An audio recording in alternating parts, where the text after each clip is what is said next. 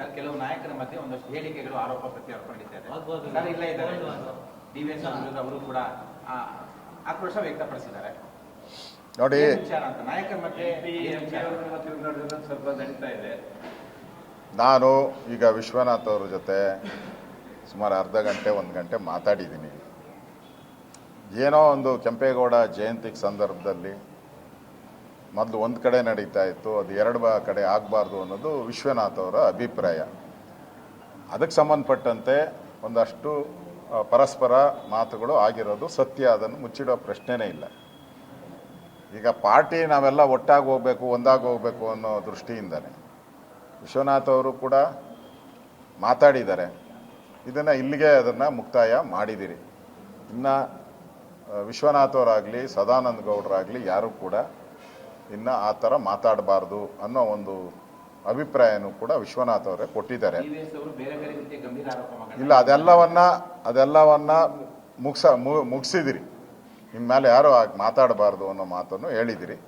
ಎಲ್ಲಿ ಏನು ಪ್ರಾಬ್ಲಮ್ ಆಗಿದೆ ಅದನ್ನು ನಾವು 4 ಗೋಡೆ ಮಧ್ಯೆ ಕೂತು ಚರ್ಚೆ ಮಾಡಿ ತೀರ್ಮಾನವನ್ನು ಮಾಡ್ತೀರಿ. ಈಗ ವಿಶ್ವನಾಥ್ ಅವರು ನನ್ನ ಜೊತೆನೇ ಇದ್ದಾರೆ, ಇಲ್ಲಿ ಪಕ್ಕದಲ್ಲೇ ನನ್ನ ಜೊತೆನೇ ಇದ್ದಾರೆ. ಅವರು ಹೇಳಿದ್ದಾರೆ ಪಾರ್ಟಿ ದೃಷ್ಟಿ, ನಮ್ಮ ಪಾರ್ಟಿ ಮುಖ್ಯ ಹೊರತು ವ್ಯಕ್ತಿ ಮುಖ್ಯ ಅಲ್ಲ, ಪಾರ್ಟಿ ಮುಖ್ಯ ಅನ್ನೋ ಮಾತನ್ನೇ ಹೇಳಿದ್ದಾರೆ. ಅವ್ರ ಮನಸ್ಸಿಗಾಗಿದ್ದು ನೋವು ಬಗ್ಗೆ ಮಾತಾಡಿದ್ದಾರೆ. ಅದನ್ನು ಮುಗಿದ ಅಧ್ಯಾಯ. ಒಂದೇ ನಿಮಿಷ, ಅವರು ಯಾವುದೇ ಕರಾವಳಿ ವಿಚಾರವ ಬಗ್ಗೆ ಅವ್ರು ಮಾತಾಡಿಲ್ಲ ಜನಗೆ. ಅವರು ಸದಾನಂದ ಗೌಡ್ರ ಬಗ್ಗೆ ಏನೋ ಮಾತಾಡಿದ್ರಂತೆ, ಅದನ್ನು ಕೂಡ ಸದಾನಂದ ಗೌಡ್ರಿಗೆ ಮಾತಾಡಿ ಹೇಳ್ತೀನಿ ಅವ್ರಿಗೂ ಕೂಡ. ಇದು ಇಲ್ಲಿಗೆ ಮುಗಿದಿದೆ.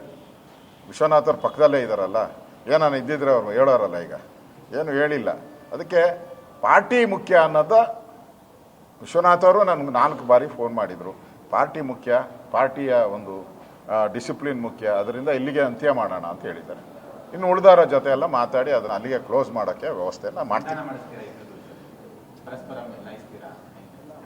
ಒಂದೇ ಪಾರ್ಟಿ ಇರೋದ್ರಿಂದ ಸಂಧಾನ ಪ್ರಶ್ನೆ ಬರಲ್ಲ. ಪಾರ್ಟಿಯ 4 ಗೋಡೆ ಮಧ್ಯೆ ಚರ್ಚೆ ಆಗಬೇಕಾಗಿರೋದು ಹೊರಗಡೆ ಬಂದಿದೆ, ಅದನ್ನು ಮತ್ತೆ 4 ಗೋಡೆ ಮಧ್ಯೆನೇ ಚರ್ಚೆ. ಕೆಲವು ನಾಯಕರ ಮಧ್ಯೆ ಒಂದಷ್ಟು ಹೇಳಿಕೆಗಳು ಆರೋಪ ಪ್ರತ್ಯಾರೋಪ ನಡೀತಾ ಇದೆ.